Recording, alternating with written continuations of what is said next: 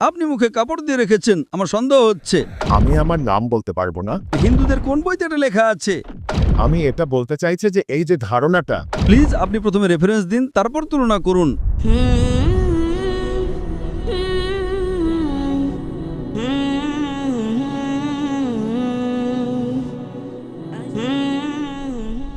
আমি আমার নাম বলতে পারবো না, কিন্তু আপনাকে একটা কথা বলতে চাই।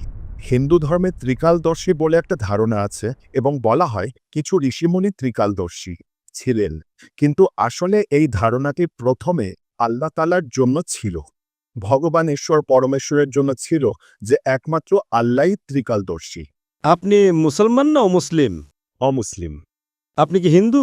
হ্যাঁ, কিন্তু সেখানে এই ব্যাপারটা ঘটেছে যে হিন্দুস্তানে যেমন দেওবন্দি এবং বেরেলভি মতবাদও ছিল, তাহলে এটা কি ঠিক নয় যে বেরেলভি মতবাদ ত্রিকালদর্শীর ধারণাটি হুজুর আকরাম সাল্লাল্লাহু আলাইহি ওয়াসাল্লামের জন্য গ্রহণ করে, একই রকম যে তিনি বর্তমান, অতীত, ভবিষ্যৎ তিনটেই জানেন? অথচ এই ধারণাটা ঠিক একই জিনিস যা হিন্দু সুফিরা বলতেন। এবং এখনো এমন কিছু লোক আছে যারা হযরত আলীর জন্য এটা বলে, এবং কিছু লোক আছে যারা বিভিন্ন সাধু সন্তদের জন্য বলে যে তারা ত্রিকালদর্শী। ভাই সাহেব, এই যে ত্রিকালদর্শীর কথা আপনি বলছেন, কোনো হিন্দু গ্রন্থে এর উল্লেখ আছে? বেদে আছে? আপনি কি আমাকে একটু রেফারেন্স দেবেন? বেদে আছে নাকি উপনিষদে আছে, নাকি ভগবদ্গীতায় আছে, নাকি মহাভারতে আছে? এই ত্রিকালদর্শী কোথায় আছে? আপনি কি জানেন কোথায় আছে? না। আমি হিন্দু ধর্মের ছত্র, আমি হিন্দু ধর্ম পড়েছি। যা বেদে লেখা আছে তাকে বলে অবতার। এই ত্রিকালদর্শী নিয়ে আপনি বলছেন বেরেলভিরা বলে, এটা আপনি কোথা থেকে নিয়ে আসছেন? আপনি কোন বইতে এটা লেখা আছে বলছেন? হিন্দুদের কোন বইতে এটা লেখা আছে? আপনি কি নিজের মন থেকে বলছেন? আমি আমার মন থেকে বলছি। আপনার মন গড়া কথার সাথে আমার কোনো লেনদেন নেই। এখানে এই হিন্দু ধর্ম সম্পর্কে আপনি বইয়ের রেফারেন্স দিন। তাহলে হিন্দু ধর্ম বলবেন না, বলুন আমি মন থেকে বলছি। যখন হিন্দু ধর্মের রেফারেন্স দেবেন তখন প্রমাণ চাই। আমি ইসলাম নিয়ে বললে প্রমাণ পেশ করব, কোরআনের রেফারেন্স দেব, এই সূরা এই আয়াত নম্বর। হাদিস পেশ করলে কোন হাদিস থেকে সেটাও বলবো। আপনি আপনার মন থেকে কথা বলছেন। হতে পারে আপনি এমন কোনো হিন্দু বইতে পড়েছেন যার কোনো মূল্য নেই। আমার কথা শুনুন, হিন্দু ধর্মগ্রন্থের মধ্যে সবচেয়ে উঁচু গ্রন্থ হলো বেদ। বেদে কি লেখা আছে? বেদে লেখা নেই। উপনিষদে লেখা আছে? লেখা নেই। কেন হিন্দু বলছেন? আমি এটা বলতে চাইছি যে এই যে ধারণাটা আমরা নিচ্ছি, আমরা নিচ্ছি না, ধারণাটাই জানি না কোত্থেকে আপনি নিচ্ছেন। আমরা বলি না যে মোহাম্মদ সাল্লাল্লাহু বর্তমান, অতীত, ভবিষ্যৎ জানেন।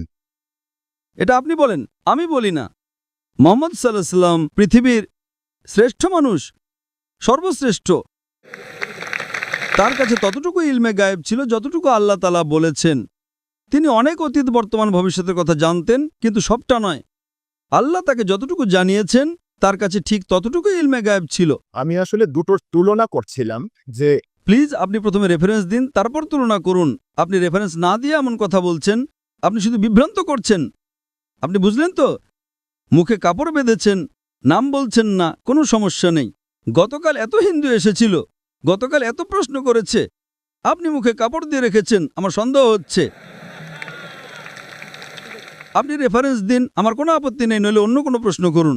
আমার দ্বিতীয় প্রশ্ন হলো, যেমন নাস্তিক শব্দটি আছে, এখন ইসলামে কাফের শব্দটি আছে, তো এই দুটো শব্দ কি একই? ভাইসাব প্রশ্ন করেছেন যে নাস্তিক এবং কাফিরের অর্থ কি এক?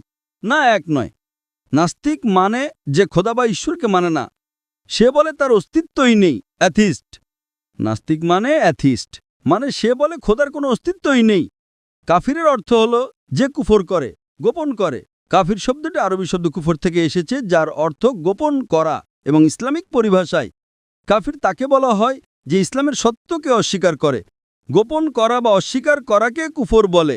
যদি কেউ আল্লাহ সুবহানাহু ওয়া তাআলা বা আল্লাহর আদেশ নিষেধ না মানে এবং অস্বীকার করে, তাকে আমরা কাফির বলি। তো কাফির নাস্তিক হতেও পারে, নাও পারে। এই দুটো শব্দ আলাদা, কিন্তু নাস্তিক মানে যে খোদাকে মানে না। কাফির খোদাকে মানতে পারে, কিন্তু ভুল খোদাকেও মানতে পারে। ইংরেজিতে আপনি যাকে কাফির বলছেন তাকে অ্যাথিস্ট বলে, নাস্তিককে ইংরেজিতে অ্যাথিস্ট বলে। কাফিরকে বলা হয় ওয়ান হু রিজেক্টস। দুটোর মধ্যে পার্থক্য আছে। হতে পারে কখনো নাস্তিক আর কাফির এক হয়ে যায়, নাস্তিক কাফির হতে পারে, কাফির নাস্তিক হতে পারে। দুটোর অর্থ আলাদা। নাস্তিক মানে যে খোদার অস্তিত্বে বিশ্বাস করে না, কাফির হলো যে অস্বীকার করে। হতে পারে একজন মানুষ খোদাকে মানে কিন্তু সঠিক খোদাকে মানে না, সেও কাফির হতে পারে। তাই কাফির মানেই যে নাস্তিক হতে হবে এমন জরুরি নয়। হতেও পারে নাও পারে। আশা করি উত্তরটা পেয়েছেন।